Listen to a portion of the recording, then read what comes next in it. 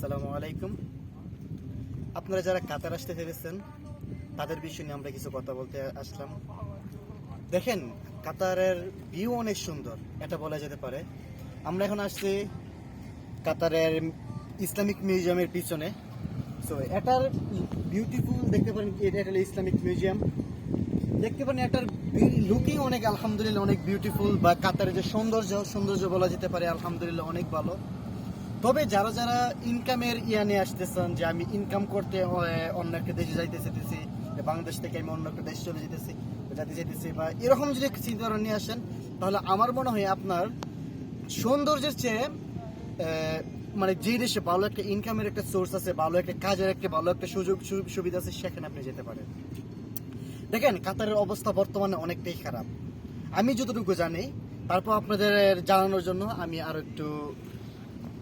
আরো পুরনো একজন লোকের সাথে কথা বলবো, সমস্যা নাই, বা আমি আমার পুরনো লোকের সাথে কথা বলবো, সমস্যা না, আপনাদের জানানোর জন্য।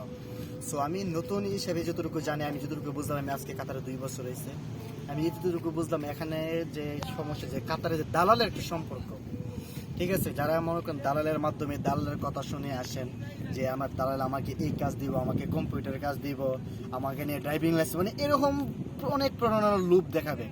এরকম লুপ দেখে মনে করেন তারা নিয়ে আসার পরে নিয়ে এই দিয়ে লাগাইবো রুটের কাজে, এই লাগাইবো এর কাজে, বাট টাকার কোনো গ্যারান্টি পাওয়া যায় না। নাম্বার অনেক একটি সমস্যা। এই জন্য আমি বলতে চাই, যারা যারা আসবেন তারা অবশ্যই ওই ভালো করে বুঝে শুনে ভালো একজন লোকের সাথে কথা বলবেন, ভালো একজন এজেন্সির সাথে কথা বলে আসবেন, ঠিক আছে। কারণ বর্তমানে কাতারে প্রতিটা অনেক দালাল চলে আসছে,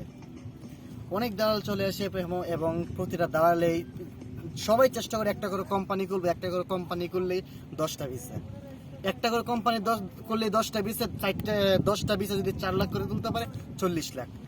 অনেকের চিন্তাটাই থাকে এরকম। সো আপনারা, আমি এটা বলতে চাই, যারা যারা আসবেন ভালো করে বুঝে শুনে ভালো কোম্পানি থেকে আসবেন। সো আমি আমার আরেকজন পুরানো একজন বাংলাদেশের সাথে কথা বলে দেখি এখানে কাতারের পরিস্থিতি, ওনার কাছ থেকে জানার চেষ্টা করব যে কাতারের পরিস্থিতি এখন বর্তমানে কেমন। আসসালামু আলাইকুম দেশে। ওয়ালাইকুম সালাম। ভালো আছেন? আলহামদুলিল্লাহ, আপনি কেমন আছেন? জি আলহামদুলিল্লাহ ভালো আছি। কবে আসছেন? আমি আসছি আজকে 2 বছর হয়েছে। আপনার কাতার কতদিন হয়েছে? আমার তো কাতারে ইনশাআল্লাহ 9 বছর গেছে, 10 বছর চলতেছে ইনশাআল্লাহ। আলহামদুলিল্লাহ। আমি কি আপনার কাছে কিছু কাতার সম্পর্কে কিছু জানতে পারি? জি আলহামদুলিল্লাহ জানতে পারি, কোনো সমস্যা নেই। ওকে, কাতারে যে আপনি আজকে 9 বছর আসছেন, হয়তো বা আপনার কিছু একটা ভালো একটা অভিজ্ঞতা আছে কাতার সম্পর্কে, রাইট? তো আমি আপনাকে এটা জানতে চাই যে এখন যারা যারা নতুন কাতার আসতে চাইতেছে তাদের বিষয়ে আপনি কি বলতে চান? ভাই কি বলবো, তুমি নতুন আসছো, আমরা তো পুরাতন। তো এই কাতারের অবস্থা বেশি একটা ভালো না, ঠিক আছে, খুবই খারাপ বলতে খারাপের শেষ নাই। দালালের ফান্দ পইরা কিছু দালালরা আইনে লোকগুলো হয়রানি করে, ঠিক আছে, টাকা পয়সা হাতে নিয়ে পরে এই লোকটিরে হয়রানি করে দেশের মধ্যে পাঠাই দিতে হয়। কারণ নাই কাম কাজ, নাই টাকা পয়সা, দালালরা এই অবস্থার মধ্যে রাখতেছে। তো আমরা যেহেতু আছি একটা কোম্পানির মধ্যে, আমি জব দিতে আছি, মোটামুটি আমরা টিকে আছি। তো নতুন লোক টিকে থাকা মোটেই সম্ভব না। তো যদি কোনো ভাই তার আত্মীয় স্বজন আসতে চায়, ওদেরকে মানা করে দাও যেন কাতারে না আসে, ঠিক আছে। আর যদি আসে তাহলে ওদের খেসারও করে দিব, ঠিক আছে। আমার আরেকটি প্রশ্ন হইলো, অনেকে দেখলাম দালালে অনেক প্রণোদনা লুপ দেখিয়ে বলে, তুমি যদি কাতারে যাও তুমি চাইলে মাসে 1 লক্ষ টাকা কামাতে পারো, মাসে 60-70 হাজার বা 1 লক্ষ, এরকমই বলে। তোমার কাজ এসির ভিতরে থাকবো, বা কম্পিউটারের কাজ দিব, এই কাজ দিব, মানে যতটুকু হাই লেভেলের কথা বলা হয়, মানে বলা যেতে পারে যে একটা প্রফেশন, একজন মানুষের যে কাজের একটা কাজের প্রফেশনটাতে হয় অনেক হাই লেভেলের। আসার পরেই দেখা যায় সেই লোকটাকে বোঝা যায় যে কাজের যে অবস্থা, যে সে কোন লেভেলে কাজ করতেছে। তো সেই ক্ষেত্রে আপনি কি বলতেছেন যে তারা কি আসাটা কতটুকু উচিত হবে, কি দালালের কতটুকু শোনা উচিত? দালালের কথা শোনো, আমার কথা শোনো, দালালের কথা কানে নিও না। কারণ দালালরা টাকা ইনকাম করার জন্য তাদের মাকেও বিক্রি করতে বাধ্য। মা, বোন, বউ, বিবি, বাচ্চা সব বিক্রি করতে বাধ্য টাকার বিনিময়ে।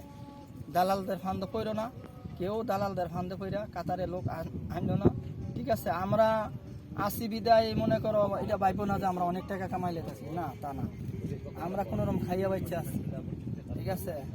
তো এই ভুল করো না, ঠিক আছে। আর যদি মনে করো কেউ আসতে চায় মানা করার পরে, তো আসুক, আসতে দাও, আসলেই বুঝবো যে কত দানে কত চাও, ঠিক আছে। আচ্ছা, এখানে একজন নতুন মানুষ যদি আসে, আসার পরে সে যদি কাজ না পায়, ঠিক আছে, কাজ যদি না পায়, তার টাকা খাওয়া খরচ বাবদ কত টাকা দিতে পারে বাংলাদেশি টাকা হিসাবে আপনার জানা প্রতি মতে? মাসে বাংলাদেশি টাকা কম, ম্যাক্সিমাম মনে করো 20,000 টাকা বা একটা লোকের খরচ আছে, ম্যাক্সিমাম 20,000 টাকা, একেবারে সর্বনিম্ন 20,000 টাকার কমে পারবো না।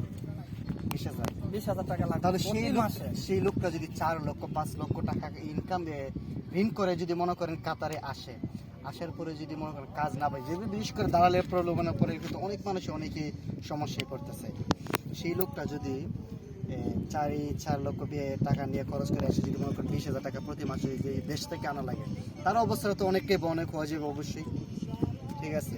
তো ওকে, আমরা এটাই বলতে চাই যে যারা এই কাতারে আসবেন ভালো করে বুঝে শুনে আসবেন, কারণ কাতারের অবস্থা যেমন আছে হয়তো বা মনে করেন অনেকেই ভালো কাজ পায় বা অনেকেই কাজ পাইতেছে বা অনেকেই কাজ পায় না।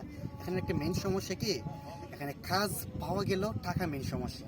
আপনি কাজ করবেন কিন্তু টাকা পাওয়া যায় না, এই টাকা নিয়ে এই বাইকে যায় বা এই সমস্যা কিন্তু এখানে আপনি থাকতে গেলে প্রতি মাসে 20,000 টাকা আপনার রুম ভাড়া, খালি করছে, এভরিথিং চলে যাবে অবশ্যই।